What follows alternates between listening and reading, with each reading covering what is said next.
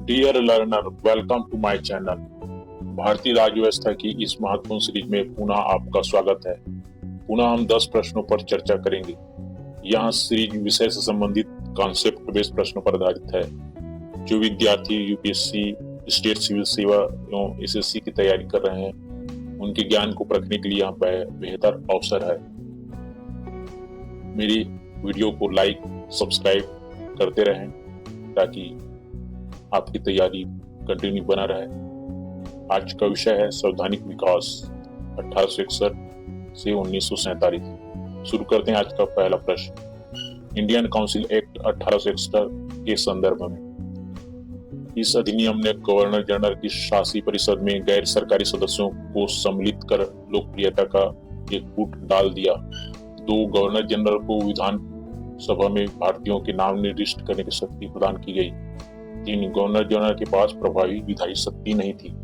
तो दिए गए 3 कथनों में से कथन 3 गलत है, क्योंकि गवर्नर जनरल के पास प्रभावी विधायी शक्ति थी। तो इस कथन के अनुसार इसका उत्तर होना चाहिए 1 और 2। देखते हैं सही उत्तर क्या है, और सही उत्तर है ए, 1 और 2। प्रश्न 2, 1909 के भारतीय परिषद अधिनियम के संदर्भ में 1, इसके अंतर्गत पहली बार किसी भारतीय को वायसराय की कार्यकारिणी परिषद के साथ संबद्ध होने का प्रावधान किया गया। 2, केंद्रीय व प्रांतीय विधान परिषदों के आकार में वृद्धि की गई। 3, पहली बार विधान परिषद में अनुपूरक बजट पूछने व बजट पर संकल्प रखने की प्रक्रिया की शुरुआत की गई। 4, इसने देश में द्वैत शासन और प्रत्यक्ष चुनाव का शुभारंभ किया। इसमें ऑप्शन 4 गलत है, क्योंकि प्रत्यक्ष चुनाव का शुभारंभ 1919 के अधिनियम से शुरू हुई। इसका सही उत्तर होना चाहिए सी, केवल 1, 2 और 3। और सही उत्तर है सी, केवल 1, 2 और 3। अगले प्रश्न की ओर बढ़ते हैं। देखते हैं आज का तीसरा प्रश्न। और आज का तीसरा प्रश्न आपके सामने इस प्रकार है। प्रश्न 3, 1919 के भारत शासन अधिनियम की प्रमुख विशेषताएं हैं। 1, प्रांतों की कार्यकारिणी सरकार में द्वैत शासन की व्यवस्था। 2, मुसलमानों के लिए पृथक सांप्रदायिक निर्वाचक मंडलों की व्यवस्था। 3, केंद्र द्वारा प्रांतों को विधायी शक्तियों का हस्तांतरण। तो दिए गए 3 कथन में कथन 2 गलत है, क्योंकि सांप्रदायिक निर्वाचक मंडल की व्यवस्था मुसलमानों के लिए 1909 के भारतीय परिषद अधिनियम के द्वारा किया गया था। तो इसके अनुसार से उत्तर होना चाहिए 1 और 3। देखते हैं इसका सही उत्तर क्या है। तो सही उत्तर है सी, केवल 1 और 3। प्रश्न 4, 1919 की भारत शासन अधिनियम के परिणाम स्वरूप शुरू हुई द्वैत शासन प्रणाली के संदर्भ में। 1, इस प्रणाली के जन्मदाता सर लियोनेल कर्टिस थे। 2, इस प्रणाली के अंतर्गत सभी विषयों को 2 भागों, केंद्रीय और प्रांतीय में विभाजित कर दिया गया था। तो इस दिए गए कथन में कथन 1 सही है, कथन 2 गलत है, क्योंकि संबंधित विषय को 2 भागों में हस्तांतरित एवं आरक्षित विषयों में बांटा गया था। तो कथन 2 गलत है। तो उपयुक्त में से कितने कथन सही हैं? तो कौन सा कथन सही है? तो कथन 1 सही है। तो इसका सही उत्तर होना चाहिए ए, और सही उत्तर है ए, केवल 1 कथन। प्रश्न 5, भारत शासन अधिनियम 1935 के संदर्भ में। 1, भारत में सर्वप्रथम संघीय प्रणाली की नींव रखी गई। 2, केंद्र में द्वैत शासन की स्थापना। 3, प्रांतों में द्वैत शासन को समाप्त कर प्रांतीय स्वायत्तता का प्रावधान। 4, मताधिकार का विस्तार, 10% जनसंख्या को मताधिकार प्राप्त हुआ। 5, दलित, मजदूर एवं महिलाओं के लिए अलग निर्वाचन की व्यवस्था। तो भारत शासन अधिनियम 1935 के संदर्भ में दिए गए 5 कथन सही हैं। तो इसके अनुसार से उपयुक्त में से कितने कथन सही हैं? तो ऑप्शन डी, 5 कथन सही होना चाहिए। देखते हैं इसका सही उत्तर क्या है।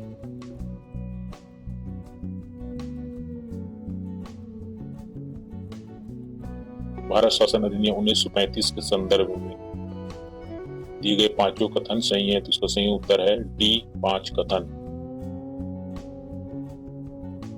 अगला प्रश्न 6, आज का छठा प्रश्न है, भारत शासन अधिनियम 1935 के प्रचलन से संबंधित प्रश्नों पर विचार कीजिए। 1, इसके तहत 1 अगस्त 1937 को संघीय व्यवस्था लागू कर दी गई। 2, प्रांतीय स्वायत्तता लागू होने तक प्रांतीय सरकार को 1935 के अधिनियम की 9वीं सूची के संक्रमणकालीन प्रावधानों के अनुसार कार्य करना था। उपरोक्त दिए गए दोनों कथन भारत शासन अधिनियम 1935 के अनुसार से सही नहीं है, तो इसका सही उत्तर होना चाहिए डी, 1, न तो 1 और न ही 2। देखते हैं इसका सही उत्तर क्या है, और सही उत्तर है डी, न तो 1 और न ही 2। प्रश्न 7 की ओर अग्रसर करते हैं। देखते हैं आज का प्रश्न 7, भारतीय परिषद अधिनियम 1861 के संदर्भ में 1, वायसराय के विधान परिषद में नियुक्त 3 गैर आधिकारिक सदस्य में से एक सर दिनकर राव थे। 2, इस अधिनियम में पंजाब प्रांत के लिए पृथक विधान परिषद की स्थापना के लिए प्रावधान किया गया।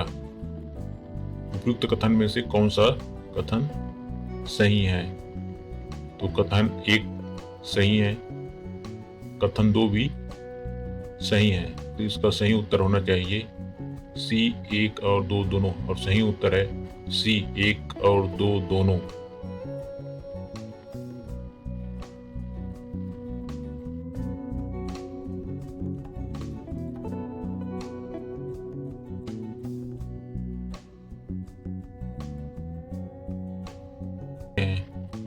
प्रश्न 8, भारत शासन अधिनियम 1919 किस प्रकार भारत शासन अधिनियम 1935 से अलग था?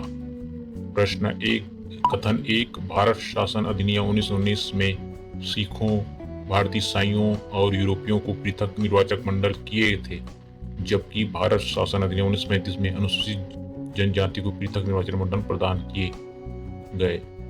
2, भारत शासन अधिनियम 1919 में संघीय न्यायालय की स्थापना का प्रावधान किए गए, जबकि भारत शासन अधिनियम 1935 में एक लोक सेवा आयोग की स्थापना का प्रावधान किया गया। इसका सही उत्तर है केवल 1।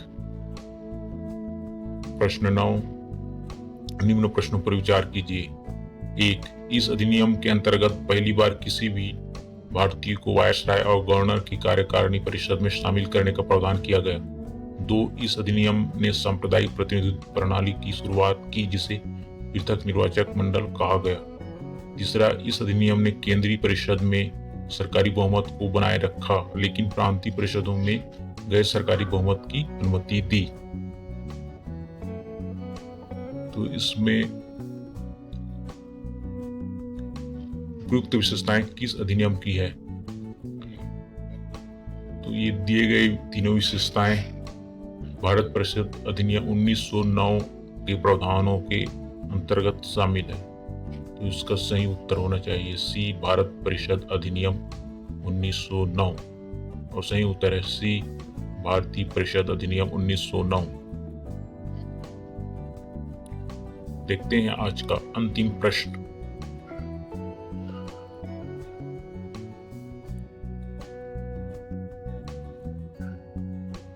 और आज का अंतिम प्रश्न 10, भारतीय स्वतंत्रता अधिनियम 1947 के संदर्भ में 1, भारत के गवर्नर जनरल को राज्य के अध्यक्ष के रूप में नामित किया गया। 2, गवर्नर जनरल के पास किसी विधेयक को वीटो करने का अधिकार सुरक्षित था। 3, वायसराय के पद को समाप्त कर दिया गया, लेकिन भारत राज्य सचिव का पद 1950 तक सक्रिय रहा। कथन 3 गलत है, कथन 1 और 2 सही है। तो उपयुक्त में से कौन सा कथन सही है? तो भारतीय स्वतंत्रता अधिनियम 1947 के संबंध में कथन 1 और 2 सही है, तो इसका सही उत्तर होना चाहिए सी, केवल 1 और 2। देखते हैं इसका सही उत्तर क्या है।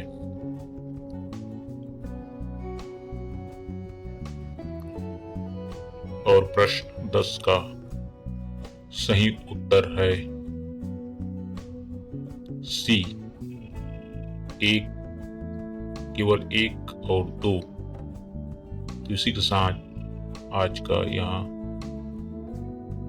सीरीज समाप्त होता है। वीडियो को लाइक, सब्सक्राइब एवं शेयर करते रहें। अगली वीडियो में मिलते हैं नए विषय के साथ। तब तक के लिए बाय बाय।